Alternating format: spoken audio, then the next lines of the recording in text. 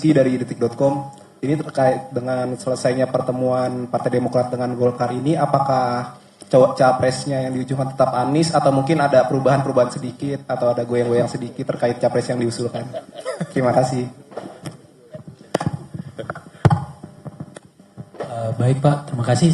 Perkenalkan saya Kenny dari jpnn.com. Saya punya 2 pertanyaan. Pertama, apakah tadi di dalam juga membahas kemungkinan koalisi Demokrat dan Golkar? Justru karena presidensial threshold berduanya sudah cukup untuk mengusung capres dan cawapres.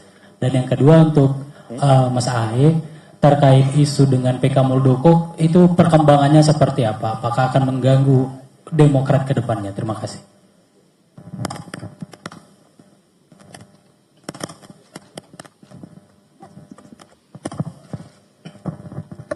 Selamat, saya Fajar dari Tempo.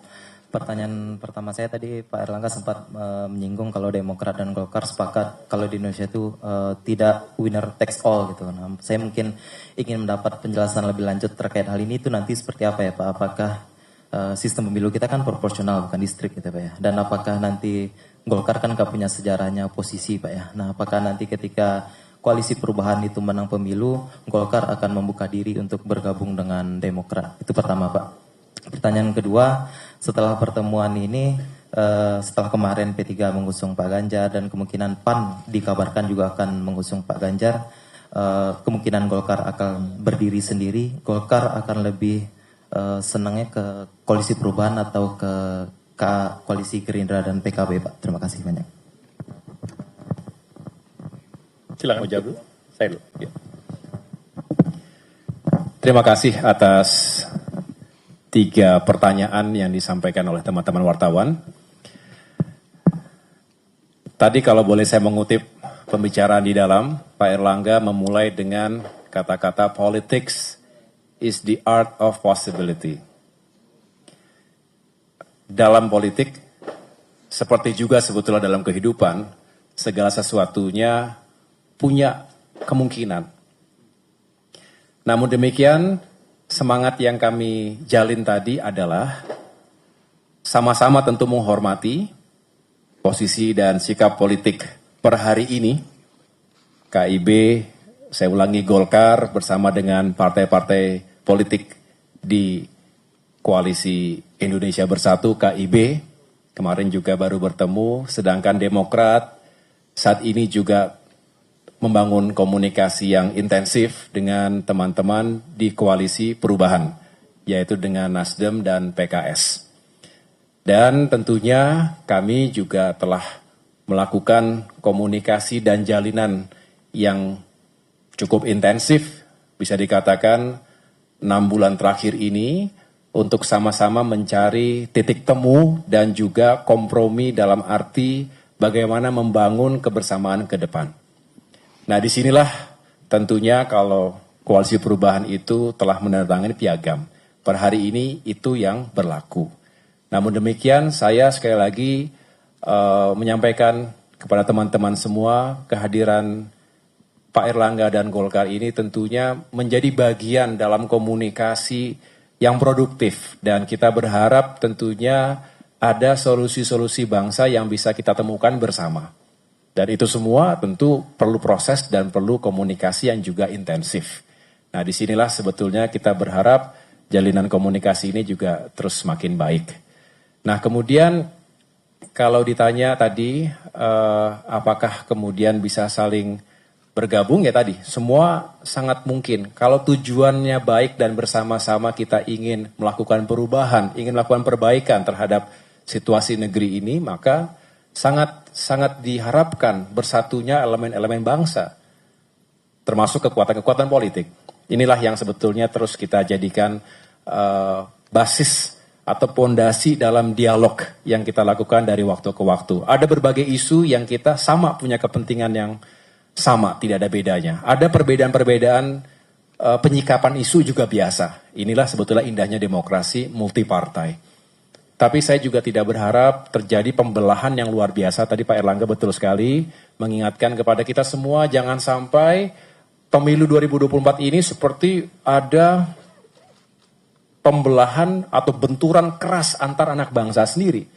Tadi Pak SBY juga mengingatkan betapa nestapanya bangsa Indonesia pernah berbenturan antar ideologi. Bukan hanya tidak sehat tetapi juga berbahaya. Dan banyak korbannya. Literally bukan hanya korban politik tetapi juga korban jiwa. Jangan sampai terjadi lagi dalam sejarah politik bangsa kita. Atau benturan keras akibat eksploitasi politik identitas. Itu juga no-go, tidak boleh. Dan kami akan menentang keras apakah radikal kanan, radikal kiri, apapun yang hanya ingin menghancurkan persatuan di negara kita. Saya pikir kita sepakat di situ dan semua orang yang secara sadar mencintai negara kita akan menjawab hal yang sama. Kemudian tadi ada sedikit pertanyaan, bagaimana Demokrat yang masih terus diganggu? Saya sedikit menjawab Pak Erlangga. Kami memang terus menghadapi yang saat ini sedang dilakukan yaitu upaya peninjauan kembali PK yang dilakukan oleh KSP Muldoko. Temannya Pak Erlangga di sana. Jadi sama-sama ada. Kita tahu dalam pemerintahan begitu yang kita anggap sebetulnya sudah selama ini kita hadapi dan 16 kali kita memenangkan semua gugatan yang diajukan. Karena kami meyakini, tim hukum kami meyakini, Demokrat meyakini, masyarakat luas meyakini, para pakar hukum meyakini, tidak ada celah sedikit pun secara hukum yang bisa memenangkan PK KSP Muldoko. Mengapa? Karena tidak ada novum baru. Tadi setelah 16 kali kita bisa mengalahkannya di meja hukum.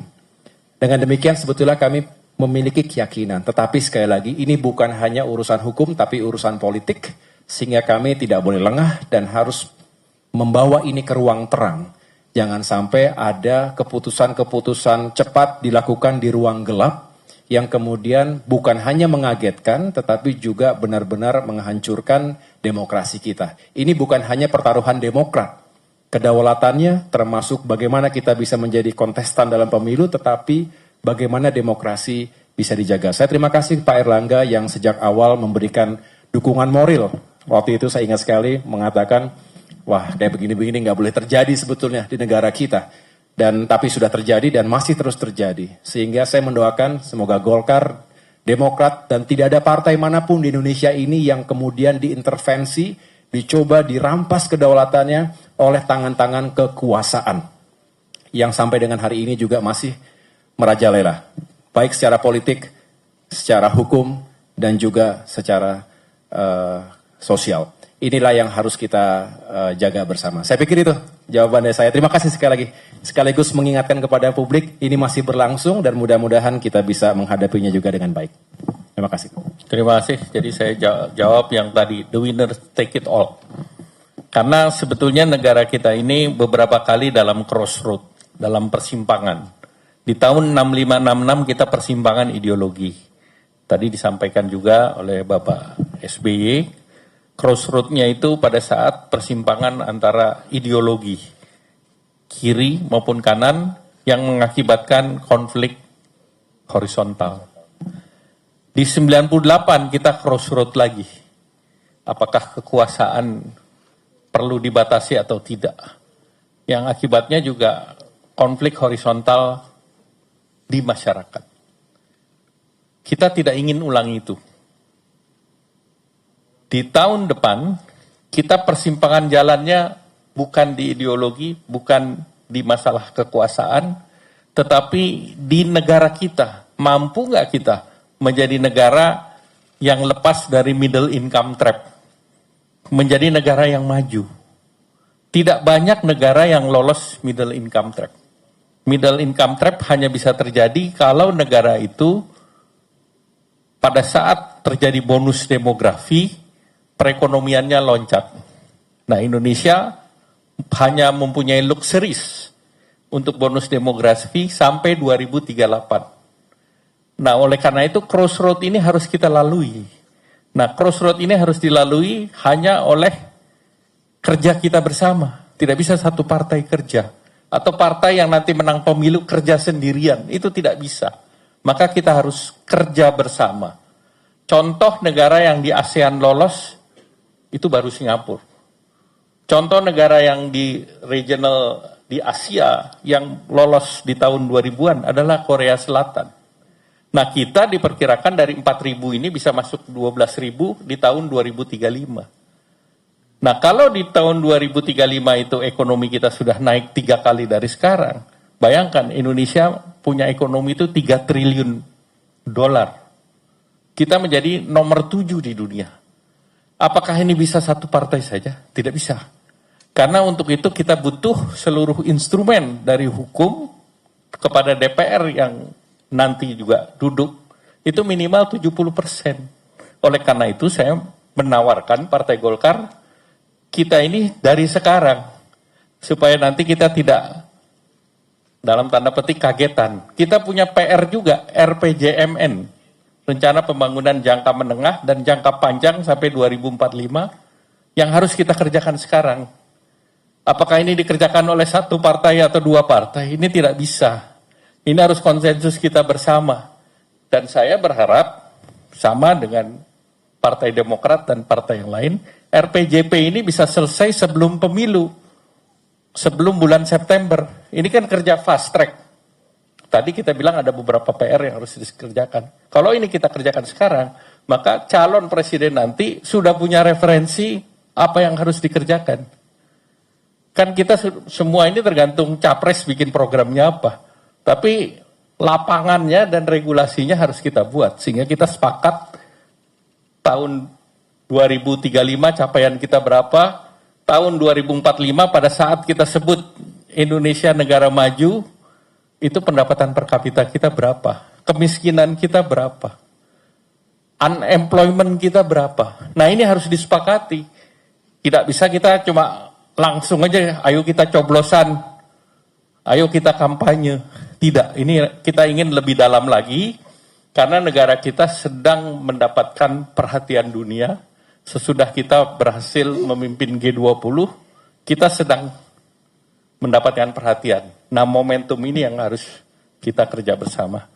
Kalau tadi kerjasama partai, ya alhamdulillah Partai Golkar sebagai salah satu pemenang pemilu, sama siapa saja kita bisa.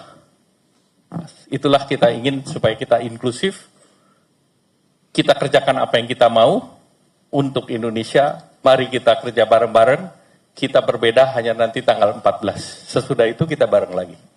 Demikian, terima kasih. Wassalamualaikum warahmatullahi wabarakatuh. Ya, terima kasih.